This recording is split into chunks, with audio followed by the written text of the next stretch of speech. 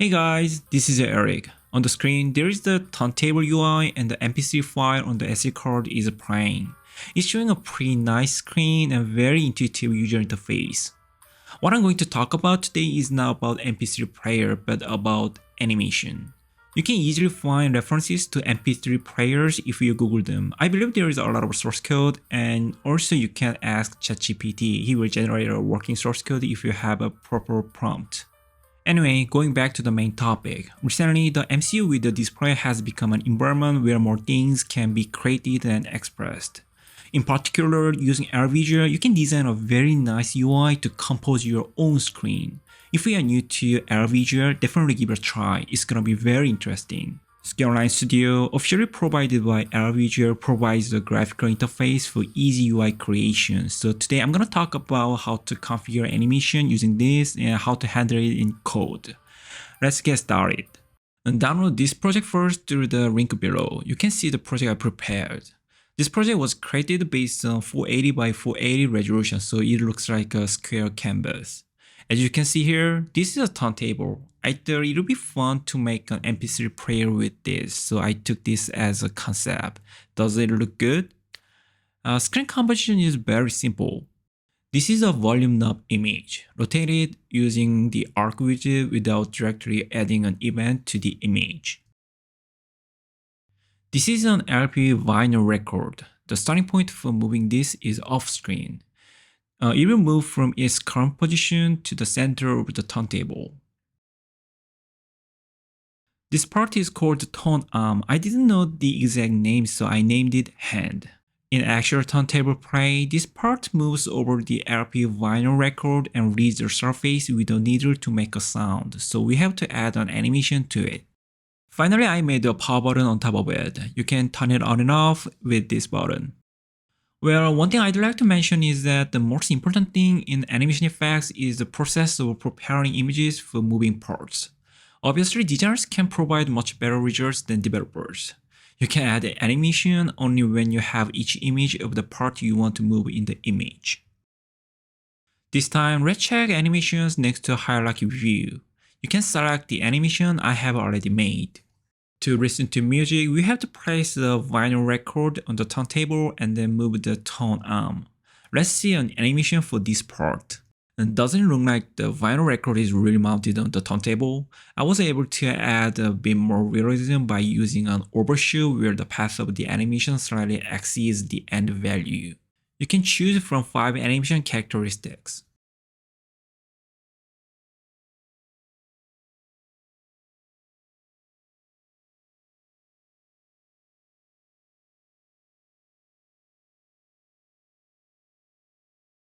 After the vinyl record is mounted on the turntable, it's time to move the tone arm. Select hand anim and play it.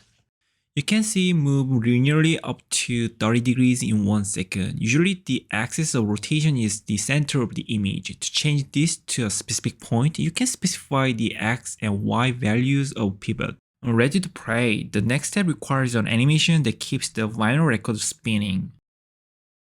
Let me move it to the center of the turntable. It's off screen. Okay, all looks good. It's set to rotate once in 5 seconds. Also, since infinite is selected, this will keep running. I believe all animations need to play are ready. Now we have to consider the opposite case. After removing the tone arm from the turntable, the vinyl record must also be removed.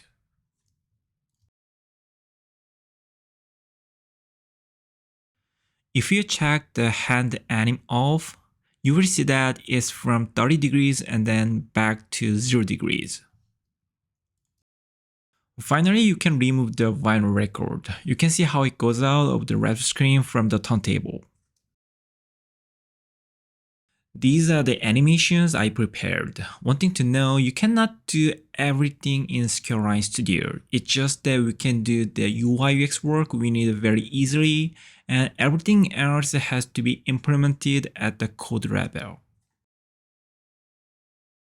Display mode allows you to try out widgets for the button and the arc. A round button with a similar color is placed on the tone arm. You can use it later by adding a callback function in your code.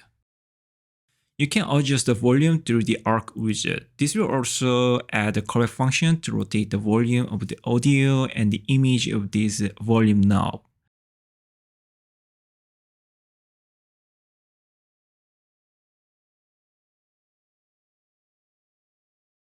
This is the end of our work at SqaureLine Studio. You can export it as code and use it in your project. This code can also be downloaded from my Github repository. I'm using Arduino GFX library. Depending on the display you have, you can use either TFT ESPI or LVGL GFX for driving graphics. As you know, the settings for each display type are different, so you need to prepare the settings for each one. Before trying this, please first configure the environment for LVGL to run on your display. This is the part that drives the animation we worked on in SqaureLine Studio. You have to code this yourself. It doesn't generate this part. If you take a look at the UI header file, all UIs and animations in SqaureLine Studio are made with code, so it's easy to use. When playback starts by pressing the button, the animation starts. What you need to look at here is the startup delay time. This delay time determines the sequence of actions in the animation. First of all, the record animation starts immediately because there is no delay. And the animation starts after 1 second and record anime 2 starts after 2 seconds. The starting point of the animation is all the same, but the starting time is different due to the delay. The music starts playing 2.5 seconds after the button event occurs. I did this because I need the music to play after the start animation ended. Now it's time to turn off the music. When the button is pressed again, this animation starts. First, we remove all the running animations on the screen. This is to remove the animation of the currently spinning vinyl record.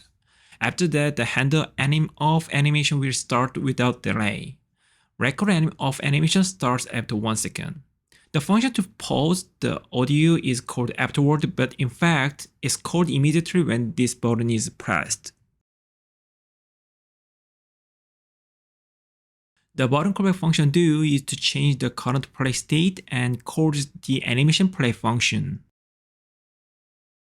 The value change event callback function here is called whenever the value changes in the arc widget. It has a value from 0 to 100 and rotates the volume knob image and adjusts the audio output volume.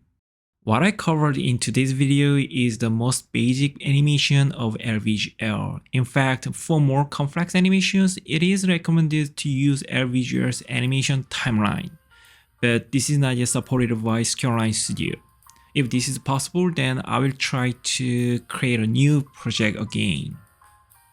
Being able to create any UI UX we want in an MCU environment is really exciting. Personally, I really like this kind of work and I want to try to make more designed projects.